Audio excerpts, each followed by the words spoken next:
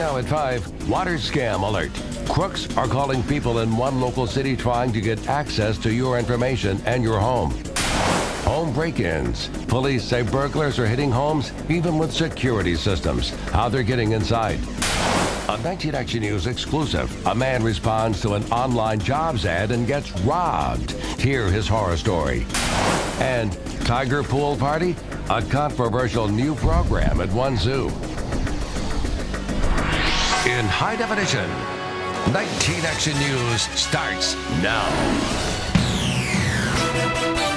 More breaking news on a massive fish kill in our waters. Thousands of fish washed ashore dead over the summer in Rocky River. Now we know it was not a random act of Mother Nature. Let's go live to 19 Action News reporter Harry Boomer. What David and Ramona, the first thought many of us had was that it was nature taking its course. Not this time. It was criminal, and it has been made into a federal case. This happened back in April. Apparently this time it was man-made. It wasn't the usual thawing cycle we normally see on Lake Erie. This time the criminal had become a federal case. As I said, a 4-count indictment has been handed down against the owners of Kennedy Mint, Ronaldo Mortorsi and his wife Teresina. Mr. Ronaldo is accused of punching a hole in a 55-gallon drum containing cyanide, causing it to drain into the Rocky River. Now the couple is in serious trouble, and here is why. That when the garbage man said no, that he wouldn't take away this substance, that Mr. Montorsi chose to use the river behind us as his own dump, literally spilling gallons and gallons of liquid cyanide into the Rocky River. Shortly after, people started seeing the results.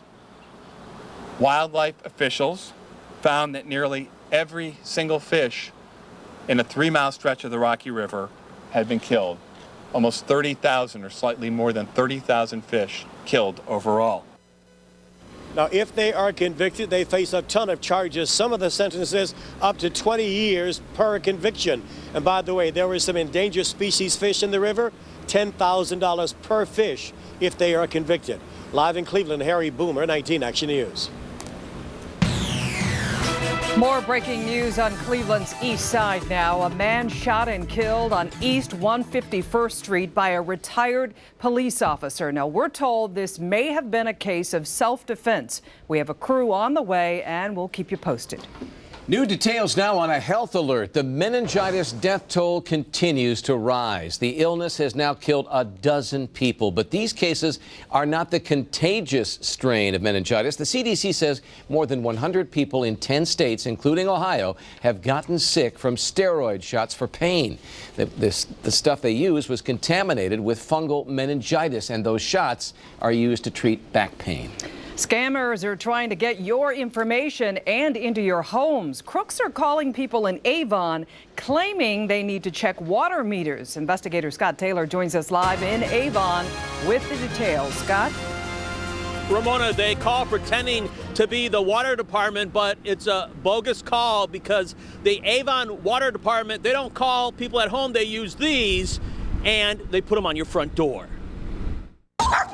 Somebody is targeting this Avon neighborhood, posing as the Cleveland Water Department or the Avon Water Department by randomly calling people, telling them, we need to come inside your house and check out your water meter. It's a cold, hard scam to get inside the house or get you to give up your personal information. I'm a little surprised. You know, I don't understand how this scam would work. And I'm also surprised it would be coming from an 877 number. Last night, the city of Avon got wind of the bogus calls and sent out a reverse 911 call to warn homeowners. This is a code red warning from the city of Avon regarding a scam and your water meter. Just to make it clear, the great folks here at the Avon Water Department, they're not going to call you to check on your meter. No, they're going to give you one of these, hang it right on your door, a pink little reminder that you need to call them. The water department also shows up at your house with 2 workers in a vehicle with city logos, and the employees have uniforms and city-issued identification. The scammers just call. And if you got a phone call like that saying, hey, I want to come in and check your meter, what would you say to those people? Well, I'll bring my meter to you. Tell me where you are. That's very, very good. Yeah, gotta love that answer. So far, the city of Avon is still trying to figure out where these calls are coming from. Live in Avon, Scott Taylor, 19 Action News. The financial mess is getting worse in East Cleveland. The city is now on fiscal emergency, facing a $6 million shortfall.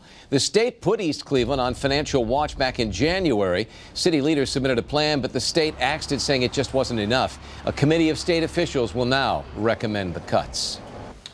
Now, your 19 Action News First Alert forecast. Windy and cold out there and some lake effect rain. We got winds gusting over 20. Let's go to the current temperatures first here, though. Right around 50, but Ashtabula only 46 degrees. And you have seen the bulk of the showers this afternoon. Here's Ford First Alert Doppler. That white area that I've highlighted, that's the lake effect zone. And through the next hour at least, you could be looking at some showers here and perhaps a rumble of thunder. It looks like even some rain beginning to develop currently near the downtown Cleveland area. But in general tonight after 8 o'clock, we're going to be clearing out. Look at my forecast lows, upper 20s well inland to about 39 degrees downtown Cleveland. But we start to warm up a little bit, though, tomorrow. We'll have more on that straight ahead for you. Ramona, back to you. Well, damaging testimony late this afternoon against Richard Penque, the man charged with murdering a teacher in 2008. Marilyn Habian was murdered in her Euclid basement. The crime remained a cold case until a year ago. Today, Penque took the stand as prosecutors drilled him on a crucifix found at the murder scene. He denied ever owning one. So you lied to him, didn't you? Yes, I did. Why'd you lie to him? Well, for the reason that, when they started asking me questions about a murder, I don't want anything to do with it. Now in court, Penque was forced to show a smiley face tattoo with the eyes formed by crucifixes. Bullets found in his bag matched those used in the murder. The case could go to the jury in the morning. A warning now, if you live in Bath Township, police say crooks are getting more clever, now breaking into homes with security systems. Reporter Jen Pachano live following this developing story. Well, David, 3 homes have been hit in the matter of a month, and the suspects really doing their homework here. They're targeting empty homes for high-dollar burglaries. 3 homes within a mile of each other have all been hit by burglars, and the Bath Township Police Department is convinced they're linked. All had their phone lines cut, which disabled alarm systems and allowed the thieves to force entry into the houses, stealing jewelry, electronics, even a car. Police Chief Michael McNeely says they're hoping DNA collected will lead them to the suspects. But until someone is caught, they've changed the way they protect the area. We're taking different operational strategies in the neighborhood as far as staffing of personnel and different patrol tactics. We rely a lot on our neighbors and our residents to notify us if they see suspicious activity. The victims and neighbors in the Crystal Lake Road corridor are too nervous to speak on camera about the crime spree, but they tell me many have gone to the local hardware store for extra locks and security measures. Police here in Bath Township believe that not only are these crimes connected, but they also may be connected to similar crimes in some of the areas around here. So if you have information on these or others, or have seen any suspicious activity, you're urged to call Bath Police, and the number is on our 19 Action News website. Reporting live in Bath, Jen Pachano, 19 Action News. Thank you, Jen. To presidential politics now, the focus remains on swing states. Mitt Romney spent another day in Ohio while President Barack Obama geared up for a visit to the Sunshine State. Correspondent Susan McGinnis is on the campaign trail tonight. Mitt Romney teamed up with New Jersey Governor Chris Christie on the campaign trail in Ohio. So we just got to get government the hell out of the way and let you succeed. The Romney campaign is hoping Christie's bold style will help attract undecided voters in a state that's close to a must-win for Republicans. If Romney loses Ohio, he would have to win almost every other swing state to get into the White House. Ohio is going to elect me the next president of the United States. Thank you so much. Romney has been gaining ground in the polls since his first debate against President Obama. The president spent Tuesday in Ohio and critiqued his debate performance in a radio interview, saying, "I think it's fair to say I was just too polite." When we were on stage together, Governor Romney decided that instead of changing his plan, he just pretended it didn't exist. What $5 trillion tax cut? The vice presidential candidates are next up on the debate stage. Republican nominee Paul Ryan and Vice President Joe Biden are preparing for their face-off in Kentucky. The vice president is an experienced debater, but is also known to let his words get away from him, stirring controversy on the campaign trail. Unchain Wall Street. They're going to put you all back in chains. Ryan was just 3 years old when Biden first became a U.S. Senator. And he's been doing this for 40 years. What I hope to get out of this debate is to present people with a very clear choice. Ryan is trying to downplay expectations, but a new poll shows more voters believe he will do better than Biden Thursday night. In Danville, Kentucky, Susan McGinnis, 19 Action News. If you were in or around downtown Cleveland today, you may have noticed some eye-opening signs on a truck. Created Equals brought its pro-life message to downtown today. These controversial mobile billboards drove around the city spreading their message, trying to get pro-life voters to go to the polls on November 6th. Young kids getting a legal lesson today and a new shopping option coming soon. Featuring the voice of Drew Carey, 19 Action News is everywhere.